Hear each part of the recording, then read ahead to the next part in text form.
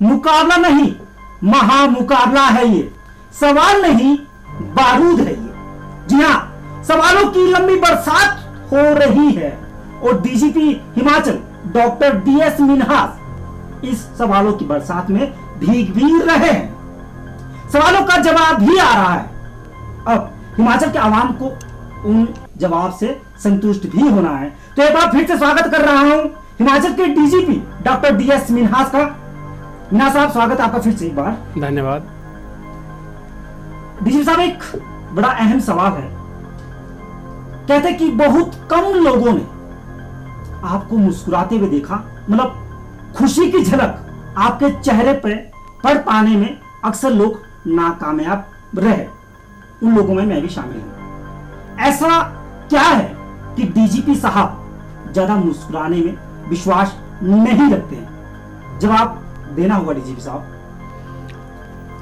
संजीव, ऐसा है कि पुलिस का कार्य अधिकतर तनावपूर्ण परिस्थितियों में रहता है और उसका कुछ ना कुछ प्रभाव सीधा किसी भी व्यक्ति विशेष के व्यक्तित्व पर अवश्य पड़ता है। और जैसा कि आपने कहा, आप जैसे लोग जब किसी पुलिस अधिकारी या कर्मचारी को मिलते हैं तो सामान्यतः ऐसी ही परिस्थितियों में मिलते हैं जब कहीं अपराध घटित हुआ हो या आपराधिक पूर्ण कोई ऐसी परिस्थिति उत्पन्न हुई हो और जिसमें आप लोग विचार या प्रश्नों के उत्तर चाहते हैं। जो जिंदगी के हसीन पल हैं या खुशी के पल हैं, वह तकरीबन आप लोग हमसे शेयर नहीं करना चाहेंगे, चाहे हमारी स्पोर्ट्स एक्टिविटी हो या हमारी मनोरंजन की एक्टिविटीज़ हों। तो वहाँ वास्तव में ही माहौल खुशीनुमा होता है, हर एक के चेहरे पर हमेशा खुशी और मुस्कुराहट होगी। तो यह मैं कहना चाहूँगा कि इसी प्रकार से मेरा अपना व्यक्तित्व है। जिन परिस्थितियों में आपका मुकाबला मेरे साथ हुआ है, उन परिस्थितियों में हमेशा अपराध की पृष्ठभूमि रही होगी, अन्यथा मेरे अपने जीवन के पल बहुत खुशियों और मुस्कुराहट से भरे हुए होते हैं। तो ऐसी कोई बात नहीं है जो आप जिक्र कर रहे हैं। चलिए, अब उस मुलाकात की बात पता, जब आपसे मेरी पहली मुलाकात हुई थी। डीजीपी साहब, ज्यादा रोज नहीं हुए, पांवटा साही में एक तीरा हत्याकांड हुआ। कुछ पुलिस ऑफिसर को शायद सजा भी मिली, उनके ऊपर डिपार्टमेंटल इंक्वायरी भी चल रही है। पहली मुलाकात उसी दौरान आपसे हुई थी। आपके बड़े अधिकारी शिमला से पहुंचते हैं पांवटा साहिब में, माहौल बिल्कुल सही बन जाता है। आपकी एसपी साहिबा पहुंचती है पांवटा साहिब में, अशोक शर्मा जी पांवटा साहिब में पहुंचते हैं, आईजी हिमाचल, माहौल बिल्कुल सही बन गया। क्या आपको नहीं लगता कि इस माहौल को बनाने में कई हद तक पांवटा पुलिस भी नाकाम रही?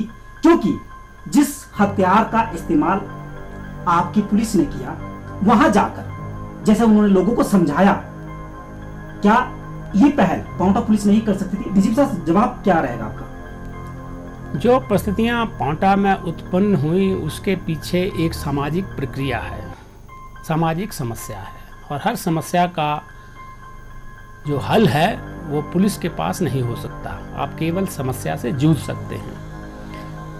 हर समस्या को निपटने के लिए प्रत्येक कर्मचारी और प्रत्येक अधिकारी की अपनी एक नीति होती है।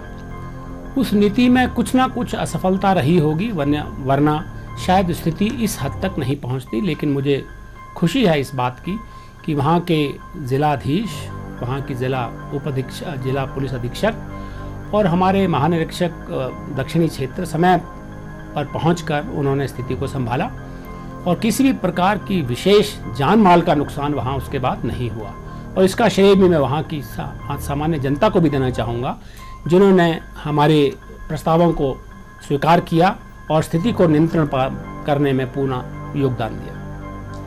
चलिए डीजीपी साहब, हालात से हर एक इंसान का मुकाबला होता है। कई बार वो टूट जाता है, कई बार खड़े होकर कहता है कि नहीं, वो हालात का मुकाबला करेगा। समाज का हिस्सा आप भी है, पुलिस भी है। क्या डीजीपी हिमाचल के सामने कभी ऐसे हालात भी पैदा हुए कि उन्होंने एक पल के लिए सोचा हो कि क्यों ना हालात के आगे अपने हथियार डाल दिए जाएं? डीजीपी साहब, जवाब दे दे तो अच्छा है। अपने लगभग 36 साल के कार्यकाल के दौरान कई अवसर ऐसे आए जहां काफ़ी तनावपूर्ण परिस्थितियां रही। लेकिन जैसे मैंने आपको जिक्र किया, मेरा अपना एक व्यक्तित्व है जो हार मानने का नहीं और सकारात्मक विचार रखता हूं मैं। अतः कहीं भी मेरे मन में हथियार डालने वाली बात नहीं आई, मुकाबला करने की बात आई। ये ठीक है कि 2-3 परिस्थितियां ऐसी थी जो काफ़ी जटिल थी, लेकिन कभी भी मेरे मन में हार मानने की बात नहीं हुई। लेकिन उस मुकाबले को और तेज और त्वरित गति से मुकाबला करने की परिस्थितियां पैदा करने के लिए और जोश उत्पन्न हुआ। डीजीपी साहब, बात करते हैं अपराध की, या फिर आप ये भी समझ सकते हैं कि बात करता हूं बढ़ते हुए अपराध की। हाल ही में हिमाचल में कई ब्लाइंड मर्डर हुए, उसका खुलासा भी हुआ। क्या डीजीपी साहब मानते हैं कि जिन्हें पुलिस अपनी आंख और कान कहती है पब्लिक, उनका पुलिस को बराबर सहयोग मिलता है? खामियां कहां रहती है इस तरह की वारदात में? आम जनता हमारा अभिन्न अंग है, हम उन्हीं की सेवा में कार्यरत हैं। पुलिस अधिकारी व कर्मचारी, आम जनता में सुरक्षा की भावना किस तरह से बनी रहे और सुदृढ़ हो, उसी के लिए पूरा का पूरा विभाग कार्यरत है। जिन ब्लाइंड मर्डर्स की आपने बात की, समाज का अपराध की दुनिया का वह एक अभिन्न अंग है और किसी भी पुलिस कर्मचारी के लिए यह एक चुनौतीपूर्ण होता है कि उस ब्लाइंड मर्डर को किस प्रकार से सॉल्व किया जाए। ये ठीक है, समाज के कुछ वर्ग में कई बार व्यावसायिक चीज़ों को लेते हुए कुछ ना कुछ अनदेखी हो जाती है, लेकिन उसको भी मैं मानव व्यवहार का एक अंग मानता हूँ। दोषी तो नहीं देना चाहूँगा, लेकिन हम क्रियारत हैं हमेशा उनको इन चीज़ों के बारे में समझाने के लिए, ताकि अपराध विश्लेषण में और अन्वेषण में हमें कमी ना आई, जैसा चिंतपूर्णी के भी मर्डर केस में हुआ। अब होटल व्यवसाय एक ऐसा व्यवसाय है कि आदमी और औरत, बच्चे हमेशा आएंगे। क्या उनकी पहचान ठीक है, क्या उनका पता ठीक है, यह कुछ हद तक वहाँ के व्यवसायियों पर भी निर्भर करता है।